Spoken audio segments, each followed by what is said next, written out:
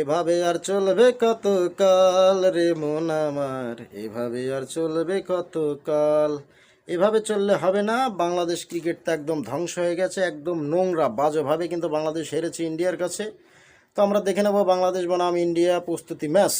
যে শেষ ম্যাচটা হলো, India win the toss, select two bat first. India নির্ধারিত 20 ওভারে তারা মাত্র 5 উইকেট হারিয়ে 182 রানের বিশাল এক টার্গেট গড়ে বাংলাদেশের বিপক্ষে।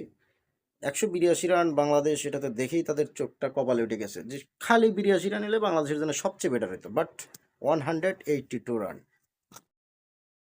তো ইন্ডিয়ার টপ অর্ডার দারুণ খেলেছে তাদের, বিশেষ করে রোহিত শর্মা মাত্র 23 রান করে আউট হয় এবং ঋষাদ পন্ট অসাধারণ খেলেছে, মাত্র 23 বলে 53 রানের ঝলমলে একটি ইনিংস খেলেছে।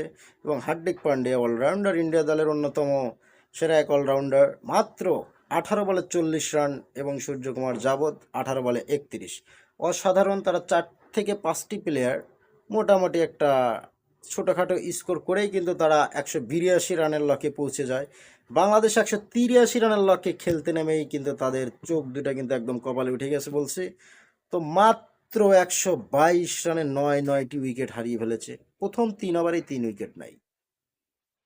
হাতুড়ে সিংয়ের প্রিয় ছাত্র সুমাইয়া সরকার, তিনি কিন্তু মিষ্টি খেতে ভালোবাসে, আবার গোল্লা পেয়েছে, 2টি বল নষ্ট করেছে, কোনো রানের খাতা খুলতে পারে নাই। তার যে ধারাবাহিকতা তিনি কিন্তু বজায় রেখেছে। এবং তাজনিন তামিম ছোটোখাটো প্লেয়ার, নতুন এসেছে, দলে থাকার জন্য চেষ্টা করছে যথেষ্ট, 18 বলে 17 রান। এবং বাংলাদেশ দলের অন্যতম সেরা ওপেনার লিটন কুমার দাস, বাংলাদেশ দলের auto choice, auto top opener, তিনি কিন্তু মাত্র 8 বলে 6 রানের একটি ইনিংস খেলেছে, দুরন্ত একটি ইনিংস খেলেছে, যেটি না বললেই নয়।